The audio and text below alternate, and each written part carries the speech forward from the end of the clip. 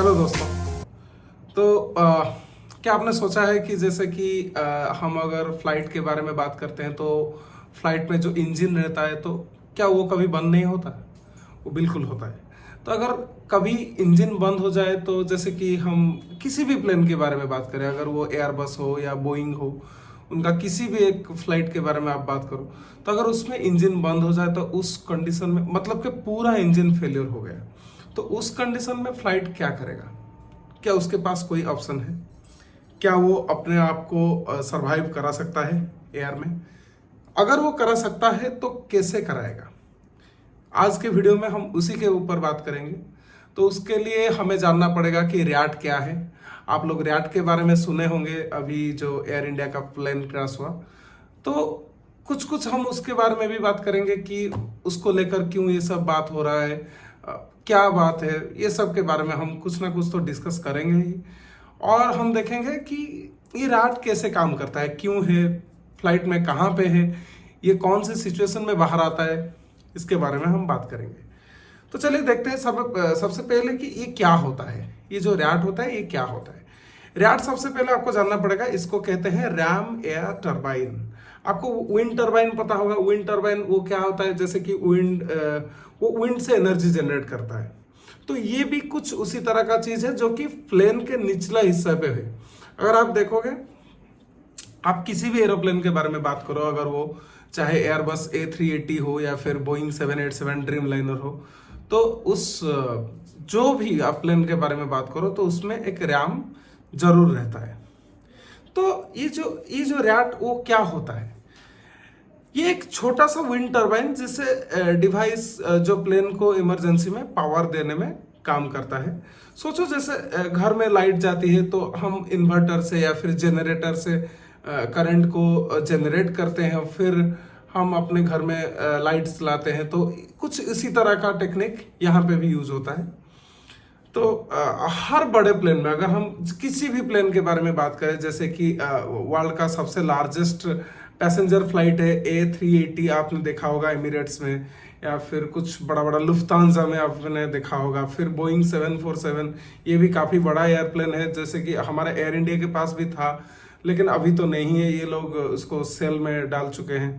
तो Boeing 787 dream liner, या फिर आप अगर जो सबसे बड़ा वाला प्लेन है कार्गो प्लेन एंटोनोव के बारे में भी अगर आप बात करो तो उसमें भी रैट होता है। तो ये होता कहाँ पे है? स्पेशली इसको अगर हम देखेंगे, ये प्लेन के फ्यूसलेज के पास है। फ्यूसलेज क्या है? प्लेन का जो मेन बॉडी है, उस मेन बॉडी के नीचे हिस्से में ये छुपा रहता है।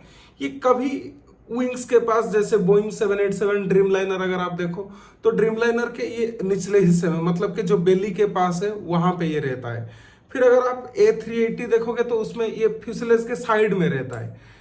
बोइंग 747 में भी ये सिमिलर जगह पे होता है। और अगर आप बड़े वाला जो एंटोनोव के बारे में बात करो तो एंटोनोव में भी ये मौजूद रहता है। ये एक छोटा सा कंपार्टमेंट में फोल्डेड रहता है और इमरजेंसी के वक्त में ये ऑटोमेटिकली बाहर आता है और ये अपने आप घूमने लगता है, जैसे कि इससे कुछ एनर्जी जनरेट हो सके। तो ये असल में ये कितना जनरेट एनर्जी कर सकता है, इससे क्या क्या काम हो सकता है प्लेन में, हम उसके बारे में भी डिस्कस करते हैं। तो रैट क्यों जरूरी है? देखिए, सबसे पहले जब प्लेन के दोनों इंजन्स फेल हो जाते हैं, उसी कंडीशन में ये प्लेन को पावर सप्लाई करता है, मतलब कि टोटल पावर फेल्योर। आप देखो ये क्या क्या कर सकता है।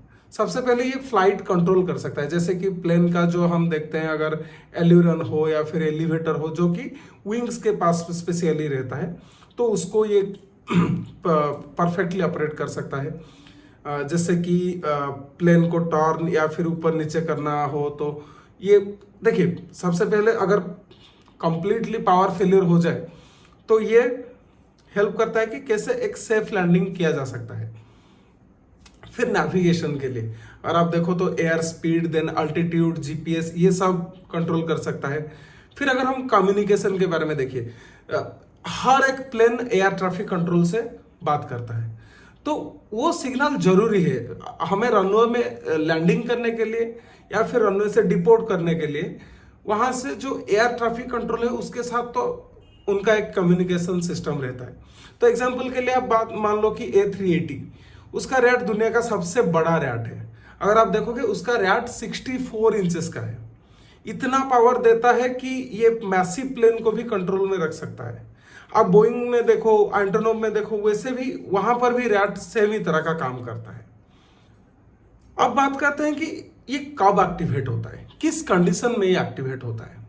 तो अगर हम देखेंगे, सबसे पहले देखिए 3 मेन कॉज है जिसमें कि ये एक्टिवेट हो सकता है। सबसे पहले डुअल इंजन फेल्योर, दूसरी बात है इलेक्ट्रिकल फेल्योर, और तीसरी बात है हाइड्रोलिक फेल्योर।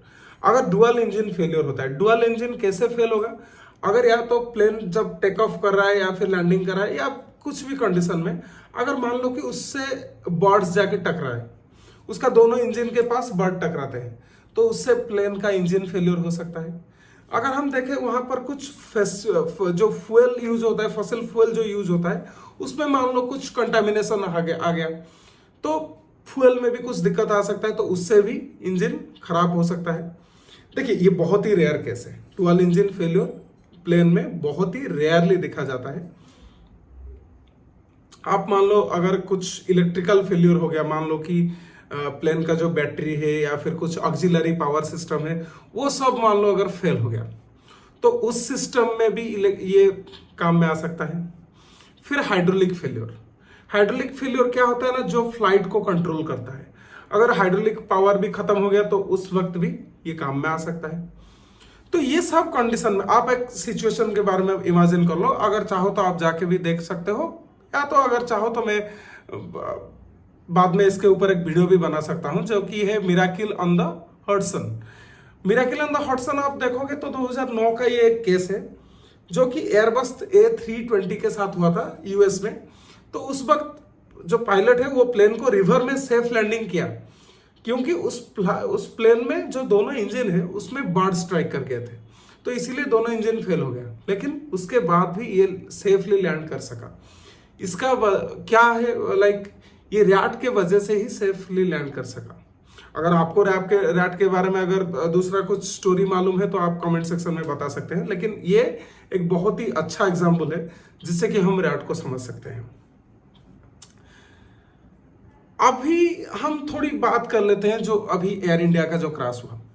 देखिए जून 2025 में अहमदाबाद से एक फ्लाइट लंदन के लिए रवाना हुआ था, तो बस 32 सेकेंड जो टेक ऑफ के बाद उसने लिया, फिर क्रैश हो गया।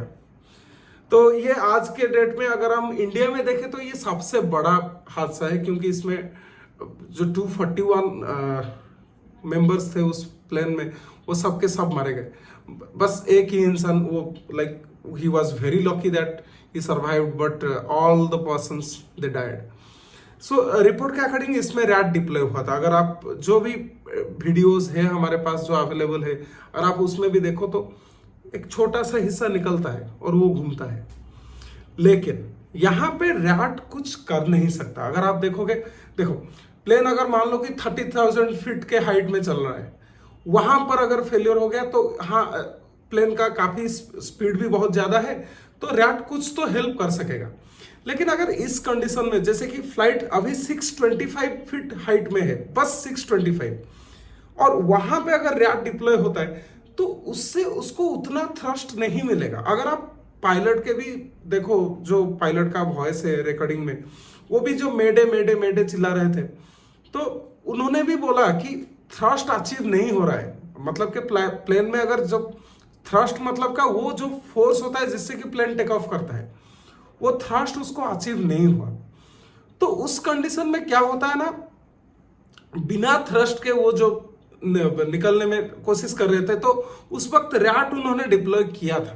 देखिए आप उस वीडियो में देखेंगे तो वहां पर भी एक रैट है, उसको देखिए। अभी तक ब्लैक बॉक्स का जो डाटा है वो तो रिकवर नहीं हुआ है, तो हम लोग कुछ बता नहीं सकते कि असल में क्या हुआ था। उसके लिए हमें वेट करना पड़ेगा। लेकिन जितना डाटा है तो उससे तो यही लगता है कि हाँ, कुछ तो हुआ है इंजन में, इंजन के साथ कुछ तो हुआ है। जैसे कि दोनों इंजन फेल होने या फिर पावरलेस, लेकिन सिर्फ 625 फीट के लो ऑल्टीट्यूड पे रैट वो अपना काम इतना अच्छी तरह से नहीं कर सकेगा, इसीलिए प्लेन को कंट्रोल नहीं किया जा सका, तो वो जाके क्रैश कर गया। तो ये बहुत ही दुखद था। तो दोस्तों ये था रैम एयर टरबाइन के बारे में कुछ डिटेल्स, जिसको हम रैट कहते हैं।